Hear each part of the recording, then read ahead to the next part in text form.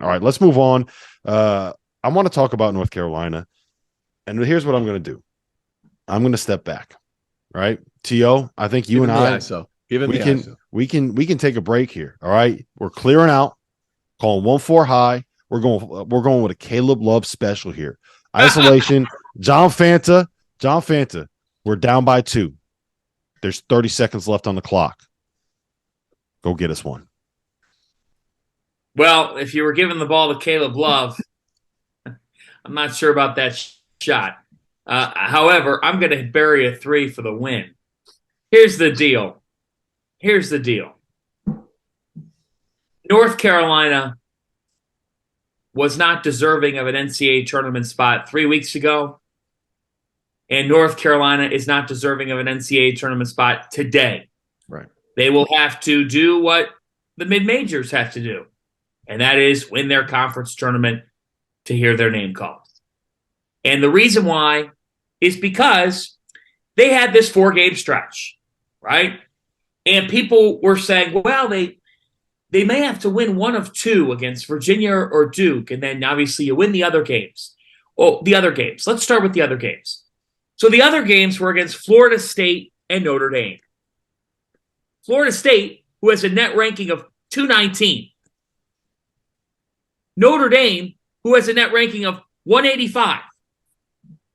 I have never seen people saying about other mid-tier teams that aren't big brands, oh, well, they've got to win. If they win those games, they're making the push towards the tournament. Those wins are meaningless.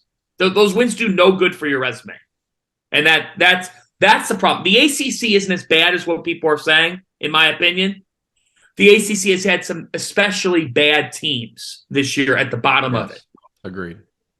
Okay, so they beat those 2 teams. They beat Virginia, who was reeling at the time. Good win. It all came down to Saturday night. A good Duke team. A Duke team that I think could make the second weekend of the NCAA tournament. It's gotten better. That's now won 6 in a row. And a great rivalry provides revenge opportunities. And on Saturday night, John Shires and my friendship became even stronger. He ended this whole charade. And that's all it was. A charade.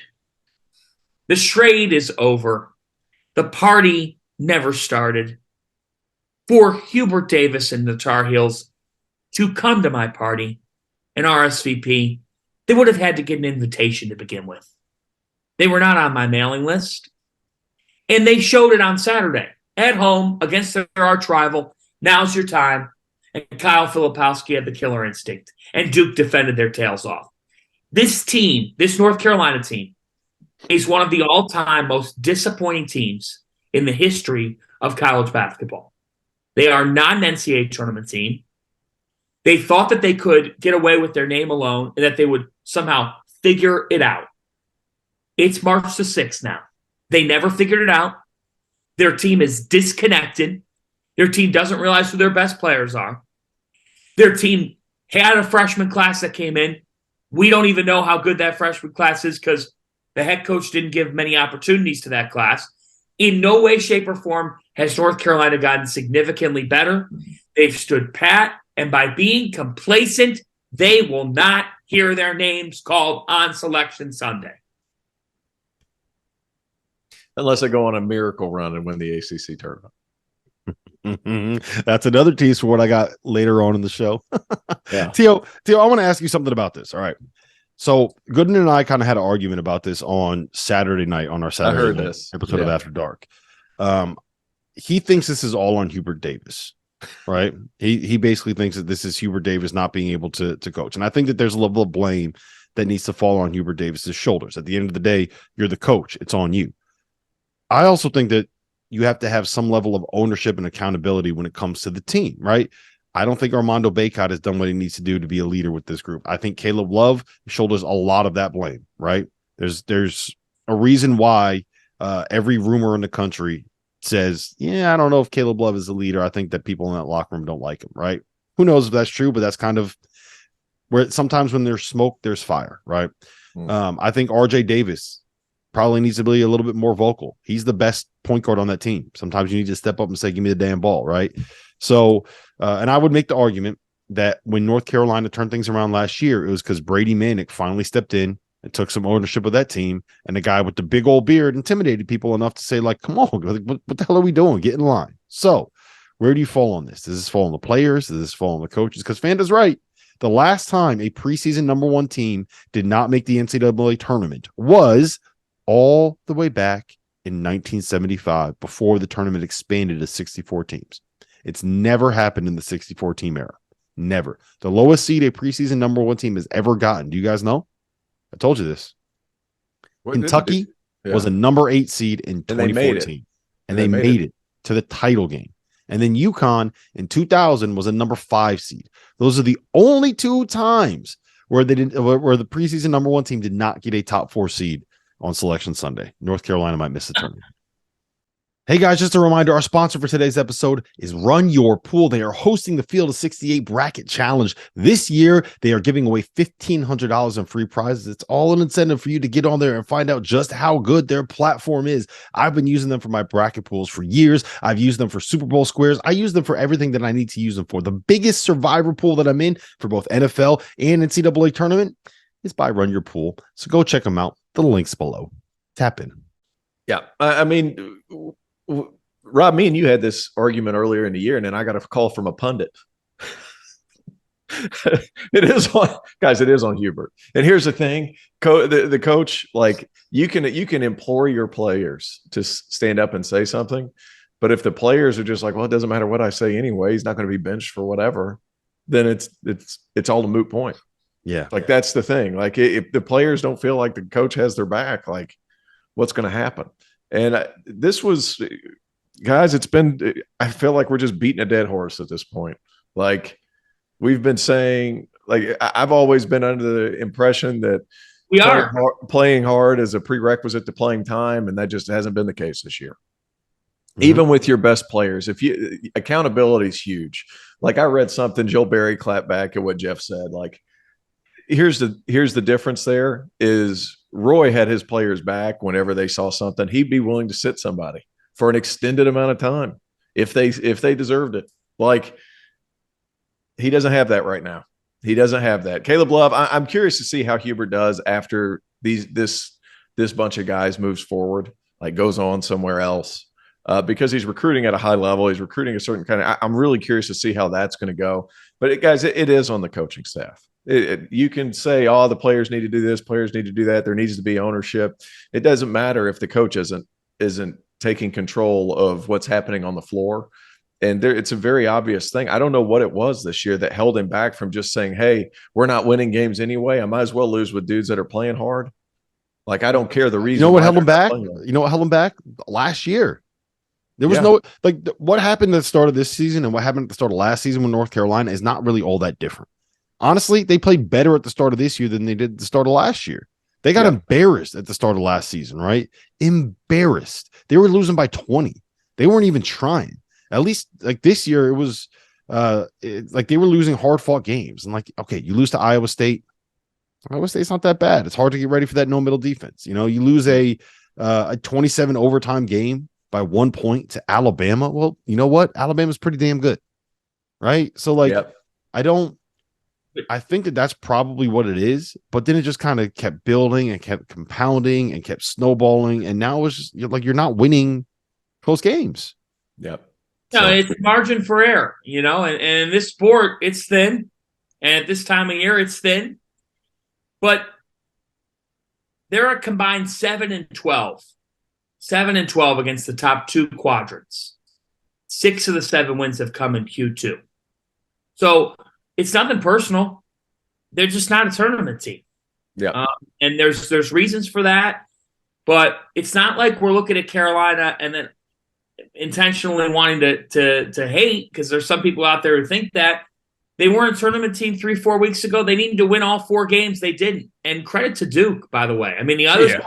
How about the job that John Shire has done? He's done a really nice job. And I think because Duke doesn't have a number next to their name, that the casual fan is like, well, yeah, they're solid, they're decent, they're okay. They're just not as good as normal. That team's dangerous. Forget about the rankings. That team on their best day could be in the Elite Eight, and it would not surprise me.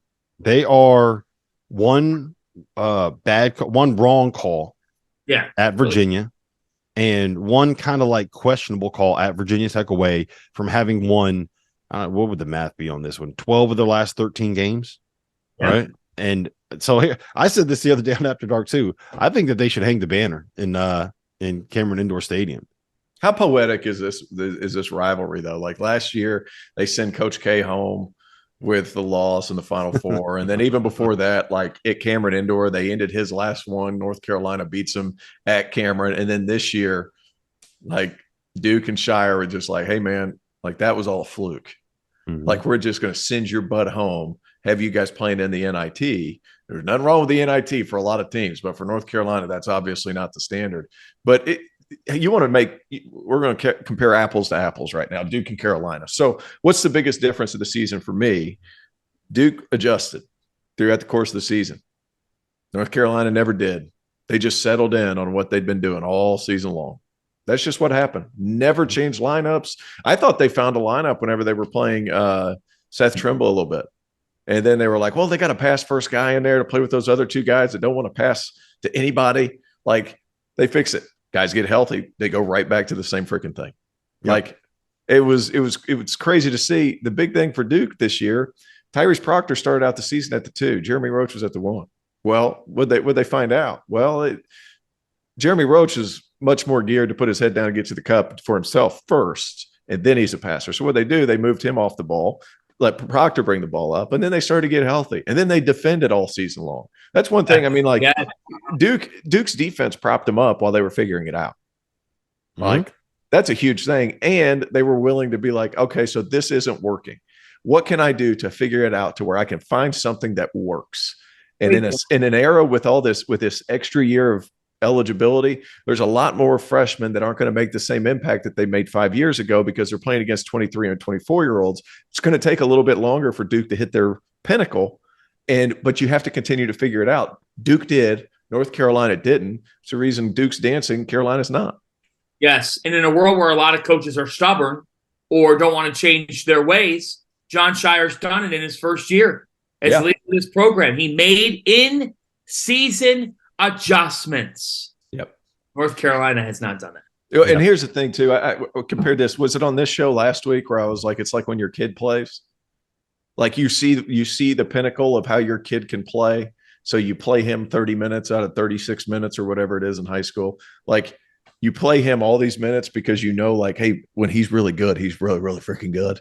But you just kind of keep forcing him out there and he's just not that good in the game. He's just not that good. And it's like, well, I've seen what he can do. So I don't want to lose out the possibility of that guy just turning a game on its head like we've seen Caleb Love do. It just didn't happen this year. Mm-hmm. So it's like, but he just kept forcing it and forcing it and forcing it. Eventually, guys like square peg, round hole, it doesn't work. And Duke figured it out. Hubert never did. Yep.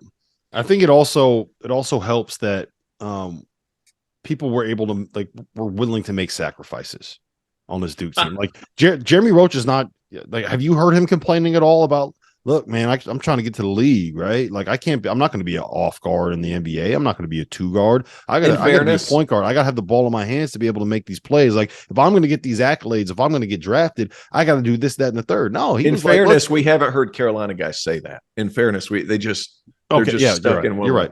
In fairness, we haven't heard them say that, but it feels like that's what they're thinking. Yeah, it's okay. Fair. Yeah, you're right. Well, the other thing is that Shire wasn't playing some of the top freshmen in key situations here and there throughout the season, and they never let that get to them either.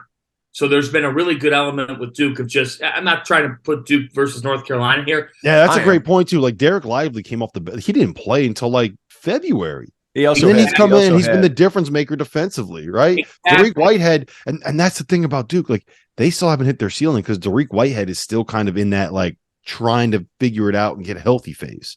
So I'm in on this Duke team. Proctor, watching him the last like probably 4 weeks. That dude should be a senior in high school.